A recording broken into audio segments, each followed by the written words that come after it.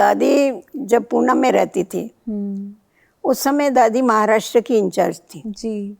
जब ये जोन बने हाँ तो दादी महाराष्ट्र की इंचार्ज थी। और दादी जब फॉरेन चली गई वहां से जी। तो फिर उसके बाद ब्रिजेंद्रा दादी इंचार्ज थी। जी जी जी। फिर ब्रिजेंद्रा दादी को अभी 30 वर्ष हो गया शरीर छोड़ के। जी। उसके बाद प्रकाशमणि दादी ने वो सेवा मुझे दिया। जी जी। तो पहले दादी ने जानकी दादी एक एक गांव में एक एक स्थान पर जाकर के सेवा करती थी। जी जी। जानकी दादी जिस समय पर पूना में थी उसी समय हैदराबाद की सेवाएं चालू हुई। जी जी। और जानकी दादी जब पूना में थी तभी जयंती बहन का जो लौकिक परिवार था उसने ज्ञान में आना चालू किया। ये भी पूना में रहते थे। जी बिल्कुल। तो दादी ने इनकी बहुत परवरिश किया। और भी काफी अच्छे अच्छे सिंधी रहते थे तो दादी उनकी बहुत परवरिश करती थी, उनको ज्ञान प्रेम।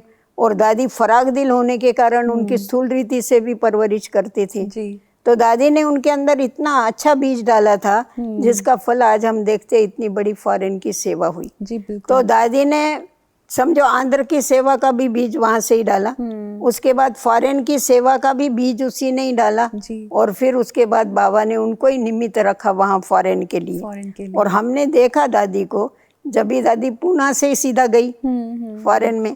तो जब भी बाबा ने उनको कहा तुम्हें फॉरेन में जाना है तो दादी इतनी निर्माण थी। दादी ने कहा मैं क्या करूंगी जाके, क्योंकि मेरे को तो वहाँ की भाषा नहीं आती है, मैं कुछ समझेगी भी नहीं, बोल भी नहीं सकेगी। बाबा ने कहा भाषा जानने वाले वहाँ बहुत है, बाकी भाषणा देने वाली है तुम। जी बिल्कुल। तुम जाकर के ईश्वरीय भाषणा उनको देना। जी। और बाबा तुमको इसलिए भेजता है, तुमको लंदन में जाके मिनी मधुबन बनाना। जी बिल्कुल। और बाबा ने उसको ये संदेश दिया, फरमान किया।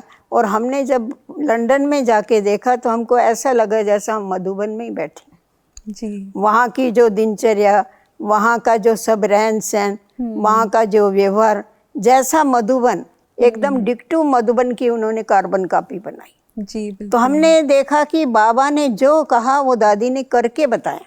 जी। और दादी इतनी दृढ़ संकल्पधारी थी, करना माना करना, उससे कभी भी पीछे नहीं हटती थी।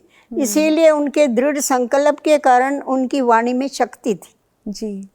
वक्ता दादी बहुत अच्छे थे, बहुत प्रभावशाली वक्ता थे। और जब बोलते थे तो इतने दृढ़ निश्चय से दादी बोलते थे।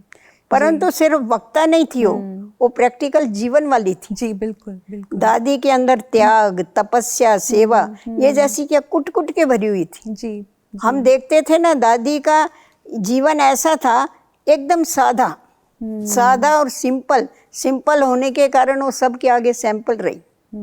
बनना है तो कैसा बनना है। हमने दादी से बहुत प्रेरणा ली, दादी से बहुत सीखा। दादी ने इतनी सेवाएं किया परंतु कभी उसको मान शान नाम का कभी भी नहीं था। जी जी जी। सदैव उसको, हमको लास्ट तक तो यही उसने पक्का किया ना, मैं कौन और मेरा कौन। जी बिल्कुल। ये उसके जो मंत्र था उससे तो सब एकदम उसके पीछे ये हो जाते थे, फिदा हो जाते थे। जी। दादी का मैं कौन और मेरा कौन माना, एकदम बाबा के साथ बुद्धि लग जाती।